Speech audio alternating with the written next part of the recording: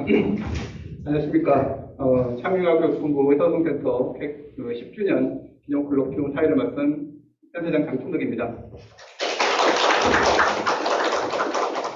네, 사실 우리가 부속기관 속에 포함되어 있는 작은 센터인데, 센터가 이제 20주년을 맞아서 이렇게 콜로퀴움 하는 것 자체가 이례적인 일이긴 합니다. 근데 우리 센터가 2011년에 CI센터로 처음에 이제 만들어지고, 이후 10년을 지나면서 10년 동안 지났던 우리 프로그램의 경과 사례 등을 훑어보고, 또 다른 사대학 사례를 검토해 봄으로 인해서 앞으로 우리 센터가 어떤 방향으로 나아가야 될까에 고민해보는 자리를 마련해보고자 이번 행사를 기획하게 됐습니다. 그래서 세 분의 발표자분과 세 분의 토론자분이 참석해서 우리 대학의 지난 역사뿐만이 아니라 전 대학의 의사소통 교육 프로그램의 동향 등을 파악해 봄으로 인해서 또 우리의 방향성을 모색해보는 좋은 기회가 됐으면 좋겠습니다. 처음으로 우리 충북대학교 창의학교 본부장이신 이미순 본부장님의 환영사가 있겠습니다. 네.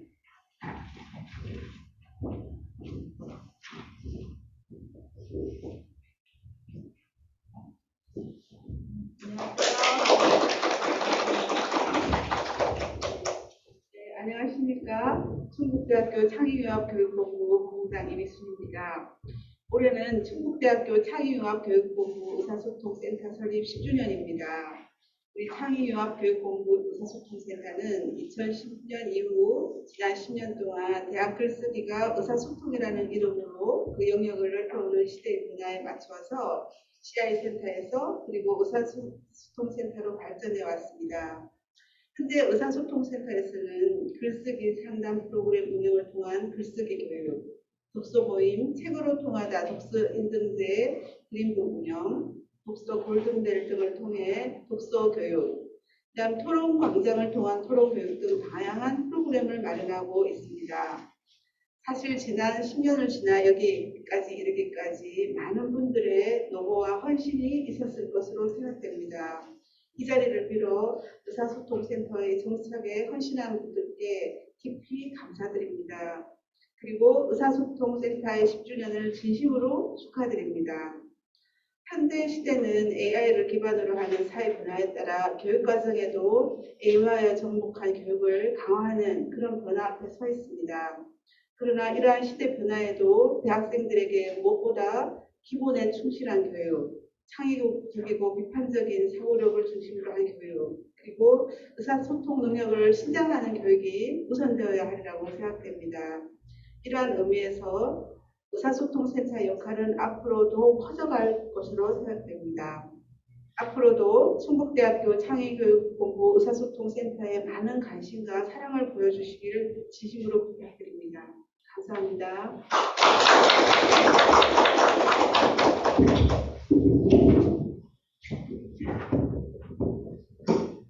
네, 시대가 변화해도 우리 의사소통의 중요성이라고 하는 것은 더 강조되고 있는 그런 상황입니다. 그래서 우리 센터의 역할이 우리 교대에서도 중요하게 자리매김하고 있는 그런 상황이기도 합니다.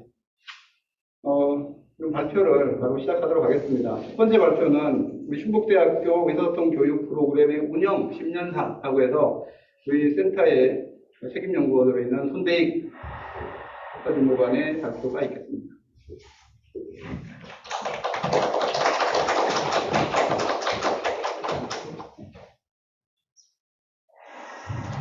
공간이 그렇게 넓지 않아서 마이크 없이 진행을 하겠습니다. 저는 앞에서 말씀해 주신 충북대학교 의사소통센터 박사준무관으로 있는 손대익입니다. 반갑습니다. 줌으로 공유해드린 발표 자료집이 있는데 자료집은 참고로 보시고 앞에 보이시는 PT를 활용해서 발표를 진행하겠습니다. 의사소통센터가 만들어진 게 2011년도인데 그때부터 지금까지 10년간 CI 센터, 의사소통 혁신센터, 또 의사소통 교육센터, 의사소통센터 이렇게 4번 조직의 명칭이 바뀌었었습니다. 그 바뀐 것이 여러 차례다 보니까 운영했던 프로그램들도 여러 개 있었고 그렇습니다. 그래서 이 발표는 어떤 쟁점을 중심으로 논의를 하기보다는 경과보고 형식으로 지난 10년간의 의사소통 교육이 어떻게 진행되었는지 말씀드리겠습니다.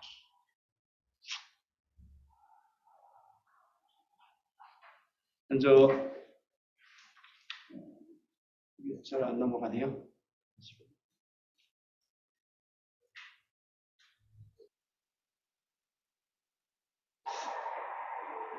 좀 넘겨주시겠어요? 넘어가지가 않네요. 네. 그게 전체적으로 지금 현재 상황에서 의사소통센터의 현황을 좀 말씀드리고요. 그 다음에 의사소통센터가 정부재정지원 사업의 재원을 통해서 만들어지고 주로 프로그램을 운영했기 때문에 정부재정지원 사업의 매듭을 중심으로 에이스 사업 시기, CK 사업 시기, 대학혁신지원 사업 시기 크게 3시기로 나누어서 센터 운영의 내용을 좀 살펴보겠습니다. 먼저는 현황을 좀 말씀드리겠습니다. 이 현황을 말씀드리는 이유는 2011년부터 지금까지의 현황 인력 구성을 좀 보면 의사소통센터가 안정을 찾아왔는지 아니면 계속 위태위태했었는지를 한눈에 볼 수 있기 때문에 이 자료를 먼저 보여드립니다. 현재 의사소통센터는 전임교원이 1분 센터장으로 계시고요. 그 다음에 계약직 연구원이 2명, 공무원 조교가 1명, 대학외계 공무직이 1명입니다. 그래서 대학외계 공무직하고 공무원 조교는 그래도 고용의 안정성이 어느 정도 보장이 되어 있고요. 대학직 연구원 같은 경우는 재정지원 사업의 계속 유무에 따라서 고용 안정성이 방보가 됩니다. 그렇기 때문에 지금은 그래도 어느 정도 센터 운영의 인력 구성에 있어서는 안정을 찾았다고 볼 수 있습니다. 2011년과 14년, 그 다음에 15년부터 17년까지는 보시다시피 대부분의 인력이 전임교원 1분을 제외하고는 모두 재정지원 사업의 재원을 통해서 인력이 구성되어 있었습니다. 그러니까 충북대학교 의사소통센터는 2011년부터 10년의 과정을 거치면서 나름대로 인력 구성 측면에서는 고용의 안정성을 좀 확보했다 이렇게 볼 수 있습니다. 그리고 처음 홈페이지는 처음 저희가 2011년에 만든 홈페이지의 모습입니다.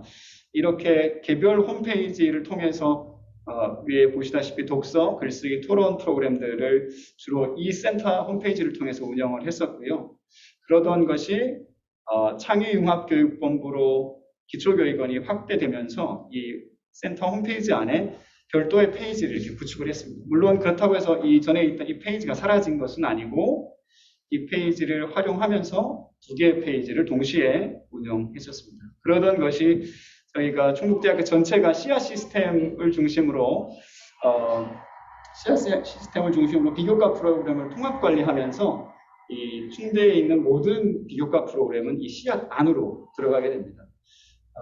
이 씨앗은 충대 이러한 비교과 통합 관리 시스템은 한국 대학들이 대부분 지금 이런 추세로 가다 보니까 이렇게 하고 있는데 관리 입장에서는 매우 효율이 높지만 개별 센터, 개별 프로그램을 운영하는 입장에서는 그 개별 센터의 특색이 사라질 수 있는 위험이 있어서 현재도 저희는 이 초창기에 사용했던 센터 홈페이지를 없애진 않고 공지사항이나 개별 소식을 전하는 그 센터 창구로 활용하고 있습니다. 그래서 저희가 지금 현재 활용하고 있는 시설들인데요. 위에 2개의 사진은 CI 전용 강의실입니다. 2011년, 12년에 만들었던 CI 교과목을 위해서 만들어지고 또 프레젠테이션 피드백을 위해서 만들어진 공간인데 지금도 다양하게 유용하게 사용하고 있습니다. 좌측 하단에 있는 사진은 첨삭실 3개의 부스가 있는 사진이고요. 제일 마지막 사진은 토론실입니다. 이 센터 시설들은 지금도 계속 사용되고 있습니다. 그럼 이제 에이스 사업 시기부터 CI 센터에 대한 전반적인 말씀을 좀 드려보고자 합니다. 제 앞에 본부장님께서도 말씀하시고 또 센터장님께서도 말씀하셨는데 한국대학에서 그 대학 글쓰기라는 교과목이 글쓰기라고 이름이 바뀐 것은 한 20세기 말, 1990년대 말, 또 2000년대 초에 그전에는 다 대학 국어나 대학 작문 이렇게 가다가 대학 글쓰기라는 걸로 교과목 명들이 바뀌게 됩니다. 그래서 보통 그 이전에 대학 국어나 대학 작문 시기에는 이 교과목의 성격이 이제 국학으로서의 국어교육 기능이 중심이었는데 그게 살짝 이제 국학이라는 어떤 문화적인 의미보다는 쓰기 교육 중심으로 이제 서서히 전환을 하게 됩니다. 그러던 것이 이제 2010년을 전후해서는 대학 글쓰기가 의사소통이라는 이름으로 이제 불리기 시작을 해요. 그래서 쓰기가 거느리고 있던 문화적인 어떤 의미상은 조금 줄어들고 이제 기능을 중심으로 어떤 그 무게 중심이 옮겨가게 됩니다. 이러한 그 시대적 맥락 속에서 충북대학교 CI 센터가 이제 만들어지게 되는데요. CI 센터라는 명칭은 MIT 대학의 글쓰기와 의사소통 센터를 벤치마킹해서 만든 겁니다. 그래서 MIT 같은 대학에서는 본과 대학임에도 불구하고 이제 1, 2학년, 그 다음에 3, 4학년들이 반드시 그 CI 교과목을 듣게 되어 있는데 이 CI 교과목은 한 학기에 20쪽 이상 보고서를 쓰고 또 한 편 이상 교정본을 또 내게 되어 있습니다. 또 한 번 발표를 하게 되어 있고요. 이런 역할을 할 때 그 글쓰기와 의사소통 센터라는 것, 그러니까 지금 말하면 한국대학의 글쓰기 센터라고 하는 그런 이름을 갖고 있는 센터의 기능이 매우 중요합니다. 그래서 저희는 이러한 그것을 좀 도입을 해가지고 처음 시도했던 것이 바로 CI 교과목이라는 거예요. CI 교과목은 좌측 오른쪽에 보이시는 이러한 모델이 있었습니다. 크게 3단계가 있는데 학생들이 브레인스토밍을 하는 단계, 그 다음에 팀별로 모여서 팀별 토론을 하고 토론의 결과물을 글로 써내거나 발표할 때에 그 3가지 단계에 모두 의사소통 센터, 그때는 이제 CI 센터라고 합니다. CI 센터 연구원이 들어가서 피드백을 하거나 도움을 주는 게 CI 모델이에요. 그래서 이 모델을 기존 교과목에 접목을 하거나 아니면 새로운 교과목을 만들 때 이 모델을 접목한 것, 이것을 CI 교과목이라고 했었습니다. 그래서 처음에는 초창기에는 기존 이제 급하게 사업을 진행하다 보니까 2011년, 12년에는 대부분 기존에 있는 교과목들을 이 모델에 접목을 해서 만들었었고요. 이제 13년, 14년으로 넘어와서는 신규 교과목에 한해서만 CI 교과목으로 인정을 했었습니다. 요거는 이제 좀 한참 만에 들어가 본 옛날 그 센터 홈페이지인데요. CI 교과목으로 지정이 되면 이렇게 그 교과목 명단이 이렇게 뜨게 됩니다. 이제 전산원이랑 협조를 해서 지정된 교과목들은 저희 센터 이 웹페이지에 이렇게 보여지게 되어 있고요. 그러면 예를 들어서 한 과목 들어가 보면 일단은 대부분의 CI 교과목은 팀 베이스로 수업이 진행되기 때문에 팀을 먼저 이렇게 저희가 교수님이 저희 쪽으로 팀 짜서 보내주시면 그 팀을 저희가 입력을 해서 팀을 이렇게 보시다시피 1조부터 10조까지 보이시는데 각각 학생들을 팀 편성을 합니다. 그러면 이렇게 팀별 학습 게시판에다가 팀 발표 이전에 주제 정하고 전체적인 설계를 할 때 연구원과 한번 미팅을 하고 그 다음에 발표 직전에 리허설 실제로 발표 연습을 하기 위해서 한번 모이게 됩니다. 그래서 발표 전에 한번 주제를 잡을 때 한번 발표 전에 한번 이렇게 모임을 피드백을 받게 되어 있습니다. 이 과정이 끝나면 개별 에세이나 보고서를 쓰게 되는데 그때는 그 CI 교과 지원 내에 있는 글쓰기 첨사 코너가 있습니다. 거기다가 학생들이 모든 수강생들이 첨사 파일을 올리게 되어 있고 그것에 대해서 개별적으로 지원을 하게 되어 있습니다.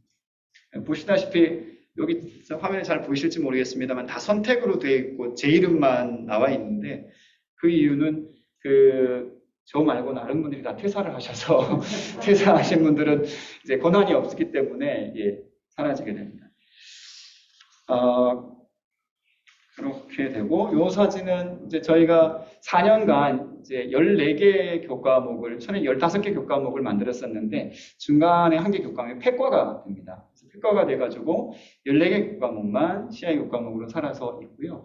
이거는 CI 에이스 사업이 지속되는 기간만 이제 한시적으로 운영이 됐었습니다. 그 이후에 2015년도에도 잠시 마지막 연도에 개발되었던 교과목은 한시적으로 운영되긴 했지만 그 에이스 사업 자체가 종료됐기 때문에 운영에 어떤 한계가 있었습니다. 그래서 그간의 에이스 사업 시기에 전체적인 의사소통센터의 그 체계도를 보시면 그때는 이제 명칭이 CI 센터였기 때문에 제가 CI 센터라고 이렇게 표기를 해놨습니다. 핵심이 사실은 CI 교과 운영이었습니다. CI 교과 운영하는 운영 지원이 주 업무였기 때문에 이 일을 위해서 이제 글쓰기 첨삭이라는 프로그램, 온라인, 오프라인 첨삭 프로그램이 가장 주요하게 작동을 했었고요.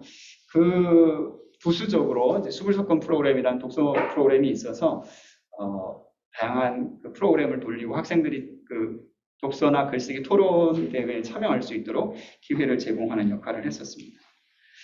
그렇게 에이스 사업이 이제 14년에 끝이 나게 되고 2015년은 에이스 사업 이제 2주기 평가를 받게 되는데 중국대는 2주기 도전해서 이제 실패를 하게 됩니다. 그래서 CI 센터는 사실 에이스 사업 재원으로 마련된 그 센터였기 때문에 에이스 사업의 재원이 없으면 일반적으로 그 사업을 덮거나 이제 그만 해체하는 수순을 밟게 되는데 충북대는 2주기 사업 진입 준비를 했었고 준비하는 과정에서 에이스 사업 전체 4년간을 두고 볼 때 그래도 가장 의미 있었던 것, 그다음에 주목해 볼 만한 기부 프로그램이 CI 교과목이었다고 판단을 했기 때문에 일단 2015년과 16년에는 대학회계에서 지원을 받을 수 있었습니다. 그렇지만 안타깝게도 재진입에는 실패를 하게 됐었죠. 그러면서 CK 재원을 또 받게 돼요. 15년 후반부터 18년까지 에이스 마지막 CK 사업 마지막 때까지 그 재원을 사용했었고요. 그 다음에는 2016년에는 코어 사업, 그다음에 국립대학 육성 사업의 전신인 국립대학 혁신 사업 포인트 사업이라고 했었죠. 이제 포인트 사업의 재원도 끌어와서 일을 하게 됩니다. 그러니까 2015년부터 18년도까지는 그 센터를 유지하고 계속 전속시키기 위해서 문어발식으로 프로그램을 엄청 확장을 했었습니다. 앞에 화면에서 제가 잠깐 보여드렸는데 이 오른쪽 수물석권 프로그램이라고 하는 것이 사실 학생들과 제일 접점이 많은 프로그램이었는데 이때 보시면 메인이 이제 글쓰기 상담이고 독서 모임, 독서 인증제 이게 그 크게 3대 메인 프로그램인데 여기다가 이제 그 이외에 다른 프로그램들을 마구잡이로 이제 만들었었죠. 그러다 보니까 의사소통 교육 프로그램 운영 기구로서의 정체성은 조금 혼란스러워지고 이 시기에 연구원의 이직률도 상당히 높아지게 됩니다. 그렇지 않고 이렇게 부정적인 결과만 있었던 건 아니고요. 제1주기 평가라고 하는 대학 구조개혁 평가에서는 여러분 다 아시다시피 충북대가 2등 했었습니다. 근데 그 결과 그게 가능했던 이유는 에이스 사업 4년 때문입니다. 에이스 사업 4년 동안 워낙 프로그램을 많이 돌렸기 때문에 그 결과로 가능했던 것이고 그 2주기 대학 기본역량 진단으로 이제 이름이 바뀌고 나서 평가에서는 좋은 평가 받지는 못했지만 그래도 이 평가에서 학습 역량 파트에 의사소통센터에서 그 산출한 성과가 생산물이 학습 파트 전체의 30-40% 정도가 됐었어요. 그러니까 이런 센터 운영 입장에서는 조금 힘든 면이 있었지만 학교 평가나 이런 면에서는 긍정적인 영향이 있었다라고 말씀드릴 수 있습니다. 그러면서 이제 고민을 좀 했어요. 도대체 내가 뭐 하고 있는가? 이 센터는 도대체 뭐 하는 곳인가? 이런 고민을 하면서 글쓰기 교육이 도대체 뭘까? 의사소통 교육이 도대체 뭘까? 그래서 이런 거를 반강제적으로 굉장히 고민을 하게 되는 기회가 있었습니다. 그래서 결국 나름대로 결론을 내린 거는 이 글쓰기나 의사소통은 단순히 기술이나 기능이라기보다는 생각하는 힘이고 그런 생각하는 힘과의 상승작용으로서의 독서 글쓰기 말하기가 중요하다 이런 생각을 하게 됐습니다. 그리고 단발성 프로그램 행사들은 의사소통 교육에 큰 체제가 없으면 그냥 단발성 행사로 끝이 난다는 것. 그래서 이 체제를 만드는 일이 무엇보다 중요하겠다라는 생각을 했습니다. 그리고 여러 프로그램을 움직이다 보니까 이 프로그램을 어떻게 하면 좀 안착을 시킬까 하는 고민을 했는데 프로그램은 교과목과 연계될 때 생존하기도 쉽고 활성화를 담보할 수 있다. 성과도 담보할 수 있다. 그런 결론을 내리게 됐습니다. 여기 보시면 그 연구원의 이직률, 저희 2011년부터 19년까지의 연구원의 이직률을 조금 이렇게 데이터를 살펴봤어요. 보시면 매년 사실 2011년 센터가 만들어지자마자 한 명도 이직한 경우도 있습니다. 그래서 매년 개인의 사정에 따라 여러 가지 이유에 따라서 이직을 많이 했었는데 2015년이 제일 많았었죠. 4명이 한꺼번에 나가고 저 혼자 남았었고요. 그리고 2명을 더 충원하고 그 사이에도 조금씩 이직이 이제 왔다 갔다 이직률이 있습니다. 그리고 그 밑에는 말씀드렸듯이 문어발식으로 프로그램을 확장해서 한 12개, 11개를 동시에 프로그램을 진행한 적도 있어요. 그게 제일 힘들었던 때가 2016년입니다. 근데 코어 사업을 또 재원을 끌어오다 보니까 그런 어려움이 좀 있긴 했었습니다. 그리고 앞서 말씀드린 이게 어떻게 하면 좀 교과목을 안착시킬 수 있을까 고민하다가 나온 게 바로 의사소통 교육 프로그램 교과 연계라는 아이디어였어요. 그래서 단순히 개별 프로그램으로 돌리는 데는 한계가 있으니 이런 프로그램을 교수님들 중에는 자기 수업에 좀 접목해보고 싶어 하는 교수님들은 없을까라는 생각을 해서 조금 기존에 있는 기존 프로그램들을 교과목과 조인할 수 있는 형태로 약간의 가공을 한 거예요. 새로 만든 게 전혀 아닙니다. 새로 만들면 너무 힘들기 때문에 기존에 있는 것들을 교과목과 조인할 수 있는 접점만 만들어서 교수님들께 한번 전체 메일을 뿌려보자. 교수님들이 선택하실 수 있게 하자. 하고 2018년부터 한번 해봤어요. 2017년 기획해가지고 2018년에 처음 해봤는데 나름 글쓰기 상담, 독서 인증제, 독서 감상문들 이런 것들에 대한 반응이 있었습니다. 교수님들. 그래서 이런 것들을 조인해가지고 진행을 해서 성과는 성과대로 얻을 수 있고 프로그램 안착은 안착대로 되고 교과목은 교과목대로 나름대로의 새로운 시도를 할 수 있어서 나름대로 의미 있는 작업이었다라고 생각을 합니다. 그래서 그 2018년이죠. 18년부터 2019년, 20년까지 진행했는데요. 진행한 그 교과목 의사소통 교육 프로그램 교과 연계 사례 중에 대표적인 것만 몇 개를 줄여보았습니다. 이렇게 글쓰기나 독서 인증제나 다양한 전공과 교양이 섞여 있어서 다양한 교수님들께서 참여를 해주셨고 나름대로의 성과가 있었다고. 이 시기에 그 전체적인 체계를 좀 보시면 이때는 센터의 명칭이 의사소통 혁신센터였습니다. 이때 핵심은 CI 연계 교과목 운영 지원이었어요. CI 연계 교과목들을 다양한 방식으로 진행하면서 거기다가 기존에 있던 글쓰기 상담이나 독서 인증제나 이런 의사소통 교육 프로그램을 접목을 해서 운영하던 시기여서 나름대로 교과 연계를 통해서 전공이나 교양, 비교과가 함께 선순환적으로 성과를 공유할 수 있는 그런 시기였다고 말씀드릴 수 있겠습니다. 그리고 이제 마지막 가장 최근인데요. 대학혁신지원 사업 이후에 의사소통 센터인데 그 전까지 저희가 앞에서도 보시면 에이스 사업 때도 제가 독서교육 수불석권이라는 이름을 내걸고 했고 수불석권이라는 이름이 브랜드화 되기를 원했었는데 그 이후로 진행된 여러 프로그램들이 사실은 이 수불석권은 책에서 손을 놓지 않는다라는 그런 사자성어인데 이 수불석권이라는 이름으로 저희가 진행하고 있는 프로그램들을 다 담기엔 조금 한계가 있는 것 같다.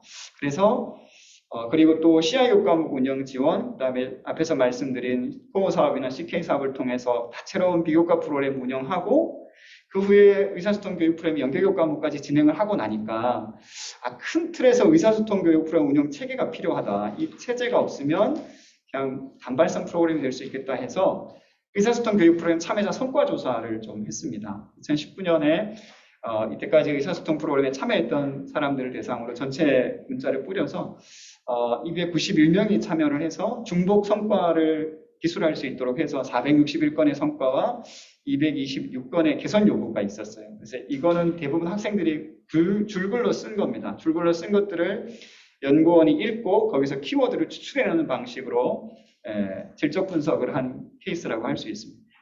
그래서 그렇게 해서 얻은 결론이 뭐였냐면 학생들의 특징을 크게 3가지 정도로 긍정적인 측면의 3가지 측면 특성, 그다음에 부정적인 측면의 3가지 특성을 추출할 수 있었는데요. 학습자들은 막막함이나 어려움, 두려움을 느끼는 경향이 있는 학생들과 그 다음에 즐거움과 몰입감과 도전감을 느끼는 학습자들의 유형으로 크게 나눌 수가 있었습니다. 그래서 전체적인 의사소통의 기초가 되는 영역을 독서, 글쓰기, 토론의 스피치 영역으로 나눈 다음에 그 하위로 이 막막함과 어려움, 두려움을 느끼는, 막막함을 느끼거나 즐거움을 느끼거나 어려움을 느끼거나 몰입감을 느끼거나 두려움을 느끼거나 도전감을 느끼는 걸로 쌍을 지어서 그 하위에 프로그램을 재구조화를 해보았습니다. 그리고 더불어서 연구원이 지금은 이제 저 포함해서 4명이 일을 하고 있는데 한계가 있어서 확장을 하기가 참 어렵습니다. 그래서 낸 아이디어가 대학에 있는 뭐 대학원생이든 아니면 교직원이든 숨은 인재들을 좀 활용해보자. 그리고 지역에 있는 인재들을 좀 활용할 수 있을까.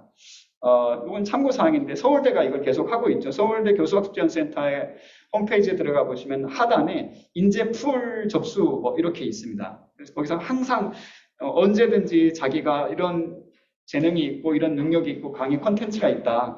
그러면 거기다 지원을 하시면 강의를 할 수 있더라고요. 보니까.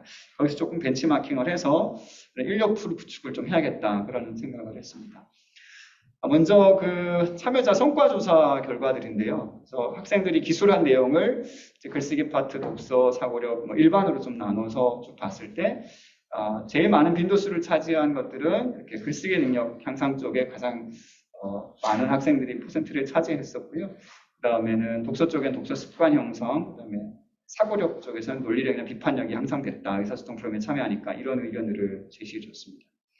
그래서 이거는 그래프로 나타낸 거죠. 그 다음에는 요구조사였어요. 학생들이 좀 의외의 결과였는데 좀 홍보를 좀 많이 했으면 좋겠다. 그리고 현행 만족한다. 뭐 이런 답이 제일 많았었는데, 그리고 글쓰기 같은 경우는 좀 첨삭 기간이 단축됐으면 좋겠다. 이런 이야기, 이런 것들이 있었습니다. 네, 이런 그 개선 요구들을 좀 정리를 해서 전체적으로 재구조한 시스템이 이렇습니다. 그래서 일단은 이제 에이스랑 CK를 하면서 고민했던 도대체 글쓰기 의사소통이 도대체 뭘까? 뭐가 핵심일까 하는 고민, 그 고민에서 나온 게 이 의사소통 교육 프로그램 운영 원리라는 겁니다. 그러니까 결국 의사소통이라는 것은 가장 중요한 게 읽고 쓰고 말하는 것이 생각을 다르게 하고 창의적으로 하는 것인데, 그래서 이 Think Different라고 하는 이 부분에 방점을 찍고 프로그램을 운영해야겠다라는 생각을 했고요. 그 옆에 핀셋형 그 프로그램이라고 하는 것은 앞서 말씀드린 연구원들이 한계가 있으니까 이 연구원들의 풀을 어떻게 확충할 수 있을까 하는 고민에서 나온 프로그램입니다. 그 하위에는 이제 수불석권이라는 이름을 조금 떼내고 이 프로그램 전체를 이제 교육 수요자 맞춤형 의사소통 교육 프로그램이라는 이름으로 명명을 하고 그 하위에 말씀드린 3대 영역과 6가지 학습자의 특성 그리고 그 각 특성에 맞게 학생들이 관심사에 따라서 이것은 수준별 교육은 아닙니다. 하위로 내려갈수록 심도가 있거나 어렵다기보다는 그 각각 3가지 중에 자기의 관심사에 따라서 선택할 수 있도록 프로그램을 구성해 둔 것이라고 할 수 있습니다. 그래서 끝으로 이제 의사소통 교육 프로그램 앞으로 운영해야 할 때 과제가 뭘까, 뭐가 좀 필요할까 이런 고민을 좀 해봤는데요. 이제 위드 코로나 시대에도 정부도 이야기를 하고 다음 주부터 인원도 좀 늘어난다고 하는데 그렇다고 하더라도 비대면 교육 방식이 좀 지속될까? 그렇다면 20학번이 아마 이 비대면 교육의 첫 번째 세대 같은데 이 사람들을 위한 의사소통 교육은 도대체 뭘까? 그리고 비대면 방식이 앞당긴 인공지능의 상용화가 이제 미국이나 중국에서는 이미 자동 첨삭이 있습니다. 초등학생들이 손으로 쓰면 그 점수를 선생님이 매기는 게 아니고 인공지능이 점수를 채점을 해요. 그래서 이거는 이미 중국하고 미국의 일부 주에서는 시행되고 있습니다. 그래서 이런 그리고 또 인공지능 글쓰기 학습 모듈에 대한 논문도 많이 나오고 있고요. 그래서 이게 과연 일반화할까? 그럼 내 일자리는 잘리는 건가? 이런 고민도 좀 하게 되고요. 정규교육 과목과 비교과 의사소통 교육 프로그램 이상적인 관계는 도대체 뭘까? 이런 고민들을 앞으로 하고 있습니다. 네, 이상으로 발표를 마치겠습니다. 감사합니다. 네, 발표 잘 들었습니다. 발표를 들으니까 초창기 때 생각들이 많이 나더라고요. 그래서 저희 학과에 2011년에 처음에 CI센터가 만들어질 때 그 연구원들이 고생이 엄청 많았습니다. 완전히 없는 무에서 새로운 걸 만들어야 돼서 연구원들이 완전히 머리를 짜내고 해서 프로그램도 개발하고 한 거죠. 그래서 그 당시에도 이제 각종 재정 지원 사업에 가장 효과가 있는 프로그램이 우리 CI 센터 프로그램이다 보니까 요구하는 것들이 많아서 매년 뭐 새로운 프로그램을 만들고 그다음에 연구원들 완전 뼈를 갈아서 이룩한 우리 센터거든요. 그래서 실제로 이 연구원들의 어떤 신분적인 안정 이런 게 잘 안 되다 보니까 또 거부할 수도 없고 재정 지원을 받게 되면은 거기에서 요구하는 일들을 계속 해야 되니까 이게 계속 늘어나서 우리 센터에서 처음에 기획했던 그 범위를 넘어가는 일들을 계속 할 수밖에 없었던 거고 그런 식으로 계속 확장되고 되면서 지금까지 이끌어져 온 거거든요. 하여튼 초창기 때 물론 뭐 모든 연구원들이 다 고생을 많았고 특히 초창기 때 있었던 그런 연구원들이 고생이 아주 많았습니다. 이번 발표에 대해서 한국교원대학교 고교육과의 김명훈 교수님의 토론이 있겠습니다. 참고로 김명훈 교수님도 저희 센터의 연구원으로 재직하셨다가 대학으로 가신 그런 교수님이십니다. 토론 시작해주시기 바랍니다. 안녕하십니까. 한국교원대학교 김명훈입니다. 방금 선생님께서 장철 선생님께서 말씀하셨던 것처럼 저도 여기 초기에 2014년 정도에 충북대학교 CI 센터라는 이름으로 운영될 때 연구원으로 참여를 했었습니다. 그 경험을 과거의 경험을 떠올려 보면서 이 발표문을 읽으니까 여러 가지 감회가 새로웠는데요. 사실 현재 지금 그 센터가 어떻게 운영되고 있는지는 정확하게 몰라서 읽으면서 제가 고민했던 것 그리고 흥미로웠던 것 이런 것들 중심으로 해서 간략하게 좀 정리해 봤습니다. 발표문 구성을 보니까 발표문의 구성이 좀 가슴 아픈 지점들이 있는데요.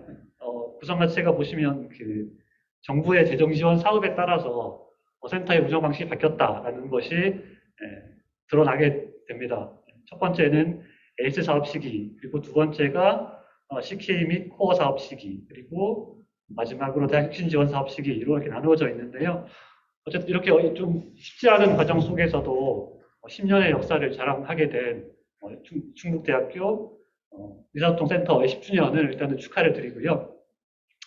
아울러 이 충북대학교 의사소통센터의 10주년 기념하는 일이 단지 충북대 구성원들에게만 의미 있는 것이 아니라 국내 의사소통 교육 전반에 시사하는 바도 매우 크다는 생각이 들었습니다. 제가 이 발표문을 읽으면서 몇 가지 생각들을 3가지 정도 일단 정리해 봤는데요. 첫 번째는 그 발표문의 구성에서 확인되는 것처럼 충북대학교 의사소통센터가 정부 재정 지원을 통해서 유대했고 재정 지원 사업의 목표 혹은 요구사항에 따라서 센터의 비전과 조직 구성, 세부 프로그램 등을 조정해왔던 것으로 보입니다.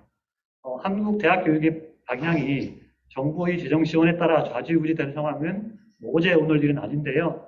특히 각 대학의 비교과 의사소통 교육을 담당하는 조직만큼 정부 재정 지원 영향이 민감한 곳은 없는 것 같습니다. 왜 이런 걸까 좀 고민이 되긴 하는데요. 왜 다른 조직도 많은데 하필 이 의사소통센터 같은 비교과 의사소통 담당하는 조직에 영향이 클까라는 생각을 조금 하게 됩니다. 여러 가지 이유가 있을 텐데요. 어쨌든 그 문제와 관련해서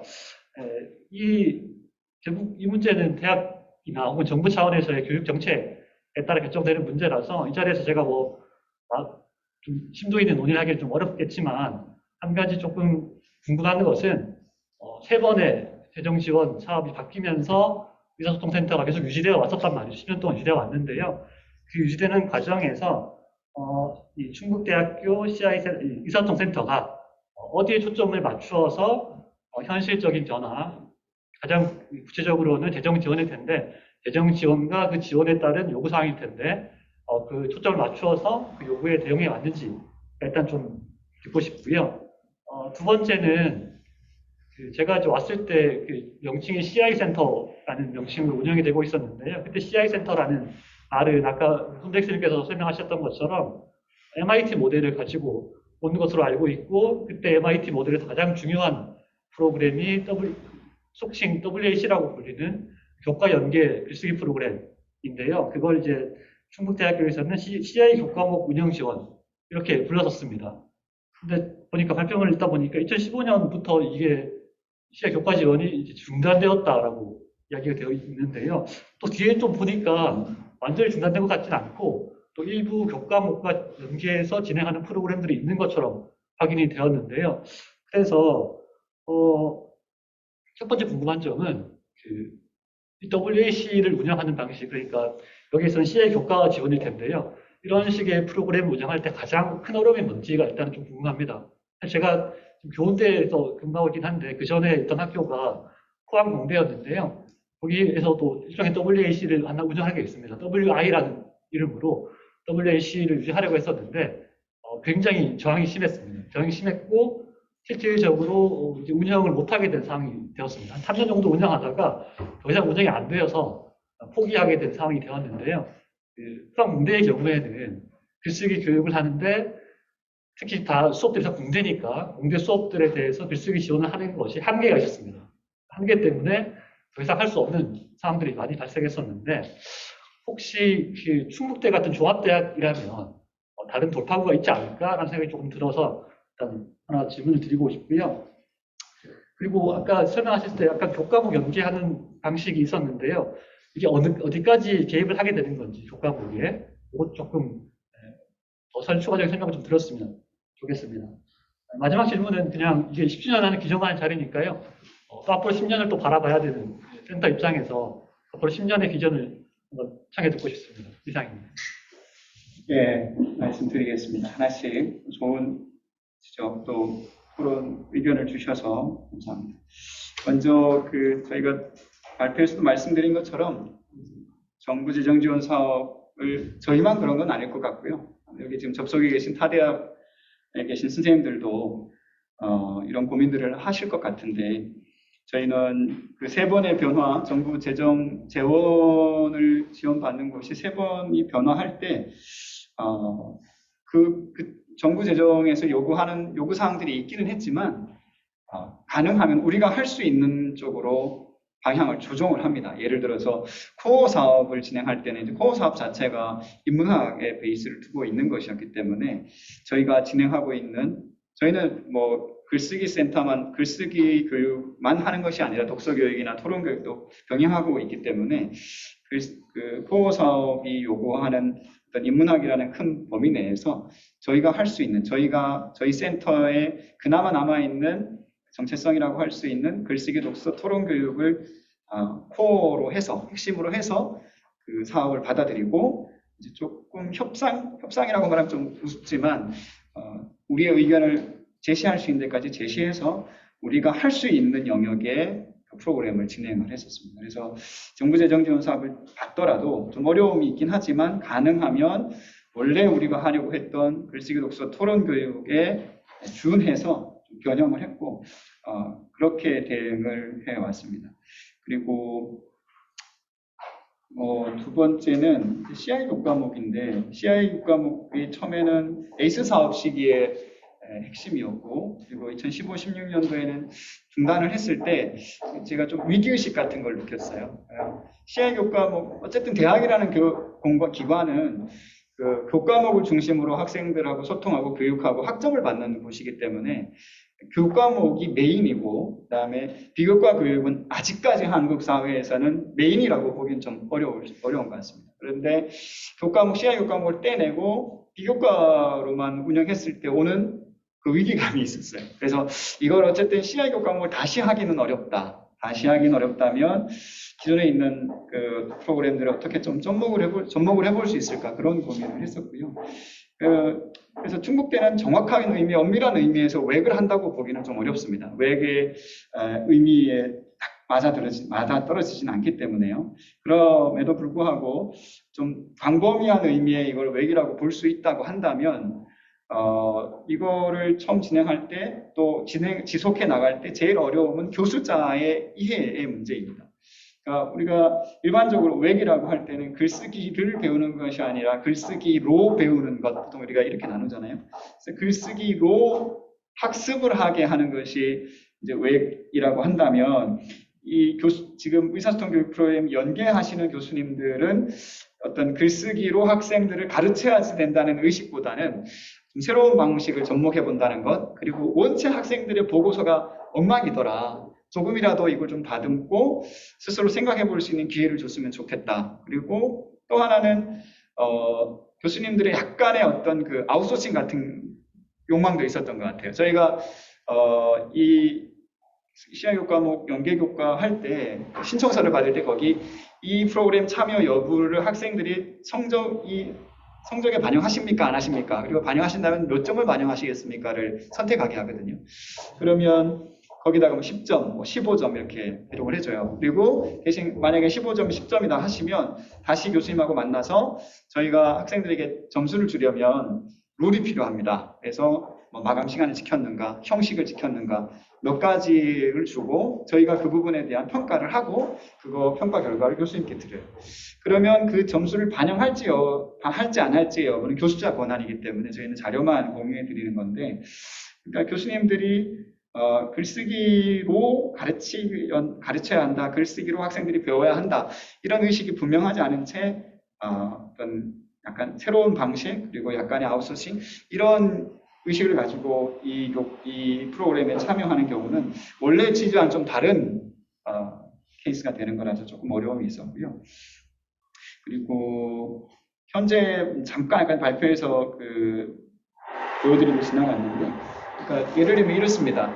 그러니까 독서인증제라는 프로그램이 있어요. 독서인증제는 이제 초기에는 저희가 이제 요약을 좀 하는 훈련이 대학에서 필요하다는 판단하에 책 한 권 읽고 600자나 1000자 내외로 요약을 하고 인상적인 구절을 쓰고 감상을 쓰게 하는 형식을 취했다가 저희가 2017년 이후부터는 그 양식을 좀 변형을 했어요. 이제 요약에 한계가 있고 요약 가지고 저희가 인증을 해주는데 한계에 부딪혀서 조금 새로운 방식을 도입했는 게 뭐냐면 한 책을 읽고 학생 나름대로 이 책의 핵심 구절들을 찾고 그 부분에 대한 자기 나름의 평을 하고 그다음에 책 읽으면서 질문하고 다른 사람들과 토론해보고 싶은 구절을 쓰고 그다음에 그 토론에 대한 질문을 던지고 그 밑에는 자기 스스로 답을 하는 방식으로 좀 변형을 했는데, 이 독서인증제 같은 것들을 교과목과 조인하는 경우는 교수자가 책을 지정을 하고 그 텍스트를 읽고 학생들이 독서인증 보고서를 제출합니다. 그러면 그 부분을 저희가 인증을 하고 그거를 교수자에게 연결을 해주는 방식으로 진행을 하거든요. 그러니까 그런 의미에서 이거는 조금 일반적인 웨이라고 하면 주로 이제 글을 써서 그 글을 쓰는 마치 처음에 CI가 했던 브레인스토밍 하는 단계나 글을 구성하는 단계, 실제로 초고를 작성하는 단계까지 피드백을 서로 주고받는 역할이 있고, 그게 교수자와 글쓰기 센터에 어느 정도 이제 배분을 해서 역할을 담당할 것 같은데, 저희가 하고 있는 거는 그것과는 조금 다른 케이스로 할 수 있습니다. 다양한 프로그램들을 교과목과 조인한 경우다 보니까요. 그래서 저희는 지금 하고 있는 건 이제 엄밀한 의미에서 웹은 아니지만 그런 형태로 운영이 되고 있고요. 그리고 뭐 제가 향후 10년의 비전에 대해서 말할 위치는 아닌 것 같은데, 실무자로서의 어떤 바람? 뭐 이 정도로 생각해 본다면, 제가 이제 이 10년이 다 되다 보니까 뭐를 좀 많이 해봤냐면, 1기에 참여했던 독서 모임 참여했던 친구들, 이게 독서 모임이 그나마 학생들이 저희랑 8주 정도 한 주에 책을 한 권씩 읽고 매주 토론을 하기 때문에 정이 많이 들거든요.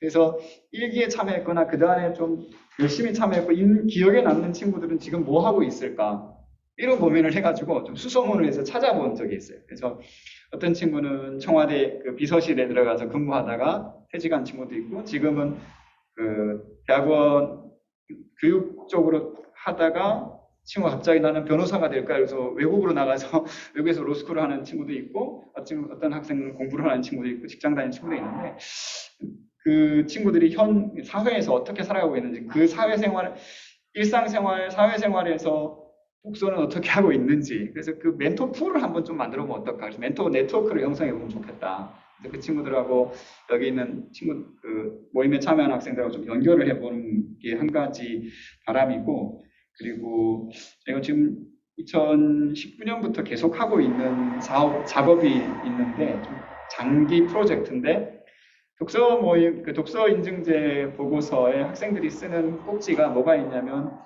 그 인상적인 구절, 그다음에 인상적이라기보다는 토론해보고 싶은 구절이 있어요. 그 구절에서 뭘 토론하고 싶은데 하는 질문을 쓰는 게 있습니다. 그래서 인상적인 구절과 질문, 그 두 개만 저희가 지금 계속 데이터베이스를 모으고 있습니다. 그리고 그 질문에서 키워드는 연구원들이 따로 추출하고 있고, 지금 한 2,300건 정도 모았는데, 이제 이거를 어떻게 써야 될 것 같긴 한데 아직 아이디어가 안 떠올라요. 그래서 나름대로 어떤 플랫폼을 하나 만들어서 한번 만들어보면 뭐가 될 것 같아서 지금 그 작업을 하고 있고요. 그래서 어쨌든 플랫폼 형태로 이 의사소통이나 독서 프로그램들을 좀 변화시켜보는 게 하나의 바람이라고 할 수 있습니다. 네. 그 토론 혹시 청중 중에 질문하실 분 있으신가요?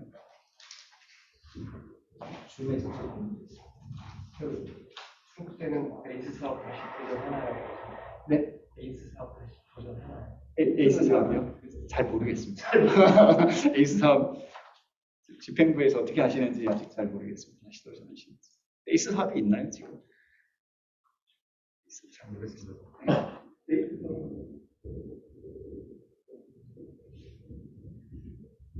진짜 질문도 없는데. 네, 다른 질문 없으시면은 발표와 토론을 이상 마치도록 하겠습니다. 모두 수고 많으셨습니다.